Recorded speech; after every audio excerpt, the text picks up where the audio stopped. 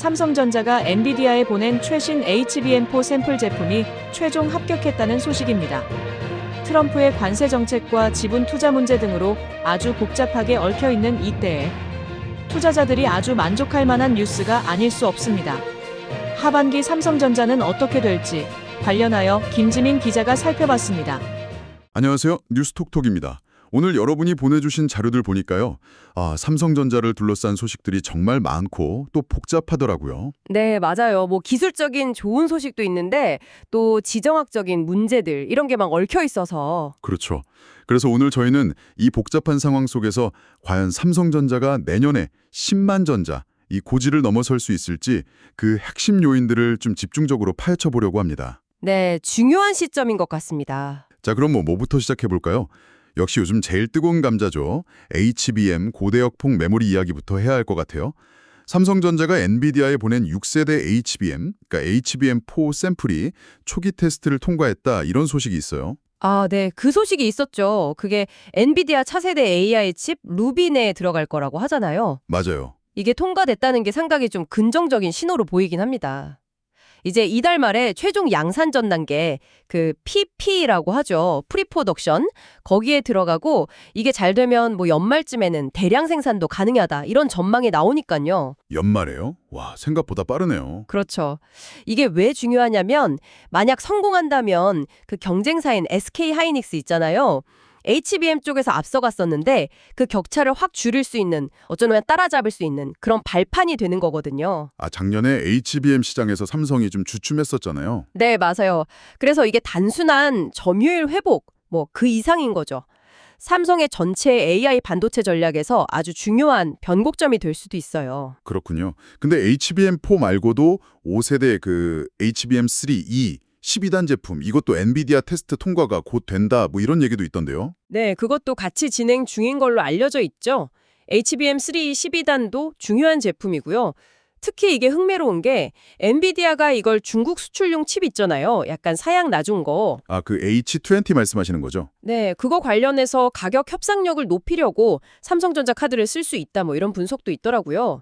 삼성이 SK 하이닉스보다 한 20-30% 낮은 가격을 제시했다, 이런 소문도 좀 있었고요. 가격 경쟁력까지? 삼성 입장에서는 여러모로 좀 유리한 고지를 점하려는 거군요. 그렇죠. 가격도 중요하고 또 엔비디아가 요즘에 블랙웰 기반으로 새로운 중국 수출용 AI 칩 개발 중이라는 소식도 있거든요. 여기에도 HBM3E가 들어갈 가능성이 높으니까 이게 성사되면 삼성한테는 또 다른 기회가 열리는 거죠. 야, 이거 HBM 쪽에서 뭔가 좀 풀리는 느낌인데요. 네, 일단 기술적인 부분에서는 분명 긍정적인 신호들이 나오고 있습니다. 이런 메모리뿐만 아니라 파운드리 쪽에서도 테슬라 AI 칩 수주라던가 애플 이미지 센서 공급 확대 같은 소식들이 들려오는 것도 좋은 흐름이고요. 네, 그런데요. 이렇게 기술 쪽은 좀 희망적인데 삼성전자를 둘러싼 다른 변수들, 특히 미국 쪽 상황은 좀 걱정스럽기도 해요. 그 트럼프 행정부가 칩스법 보조금 주면서 삼성전자 지분을 요구할 수도 있다, 이런 외신 보도가 있었잖아요. 네, 그거 정말 파장이 컸었죠. 근데 우리 대통령실에서는 사실 무근이다 이렇게 강하게 부인하긴 했어요.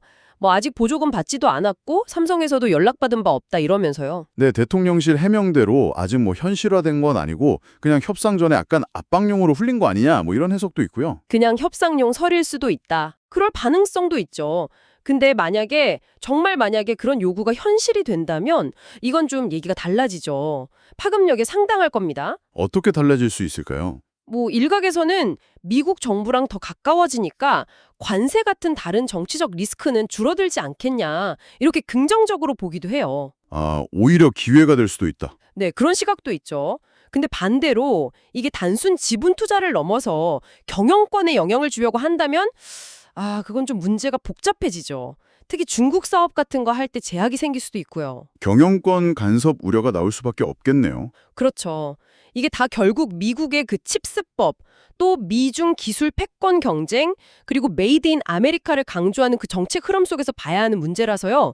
지분 요구 말고도 반도체 관세를 최대 300%까지 매길 수 있다, 이런 위협도 있었잖아요. 300%요? 와. 네, 좀 엄청난 숫자죠. 근데 이것도 삼성처럼 이미 미국에 대규모 투자를 하고 있는 기업들한테는 좀 예외를 두거나 협상할 여지가 있지 않겠냐, 이런 관측도 있어요. 어떻게 보면 더 많은 투자를 끌어내기 위한 압박 카드일 수도 있다는 거죠. 아, 그러니까 우리한테 투자 많이 했으니까 좀 봐줄게. 혹은 더 투자하면 더 봐줄게. 이런 식의 협상 카드가 될 수도 있다. 네, 그럴 수 있다는 거죠. 실제로 삼성이 텍사스에 짓는 파운드리 공장이 경쟁사인 TSMC보다 한 2년 정도 빠르다고 하거든요. 이런 점들이 협상에서 유리하게 작용할 수도 있고요. TSMC보다 빠르다는 건 확실히 좀 의미가 있겠네요. 그렇죠. 운신의 폭이 좀 더 넓다고 볼 수 있겠죠. 자, 그럼 이 모든 상황들을 한번 종합해서 정리를 좀 해볼까요?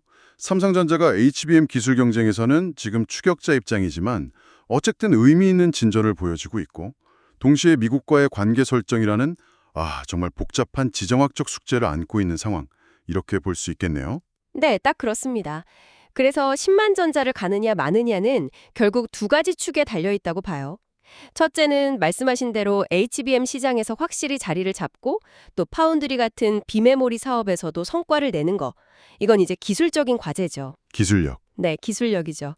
그리고 둘째는 이 미중 경쟁 구도 속에서 미국의 정책 변화 같은 지정학적 변수를 이걸 위기로만 볼 게 아니라 어떻게 기회로 활용하느냐, 이 대응 능력이 중요합니다. 지정학적 대응 능력. 그렇죠.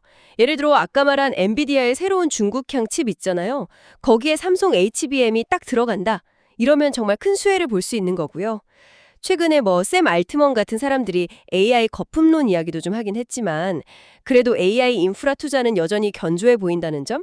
이것도 긍정적인 부분이고요. 정말 삼성전자는 뭐랄까, 기술 경쟁이라는 파도랑 지정학적 게임이라는 파도, 이 두 개의 거대한 파도를 동시에 넘어야 하는 그런 상황이네요. 맞습니다. 기술 리더십도 되찾아야 하고 또 급변하는 국제 정세 속에서 길도 잘 찾아야 하고 정말 도전적인 상황이죠. 네.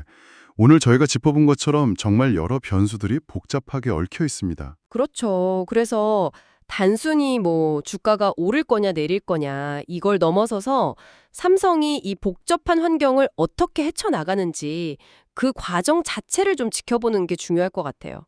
이 과정에서 삼성전자라는 기업의 어떤 장기적인 정체성이 만들어지고 또 어떤 역량이 가장 중요하게 될지 이런 걸 좀 생각해 보는 거죠.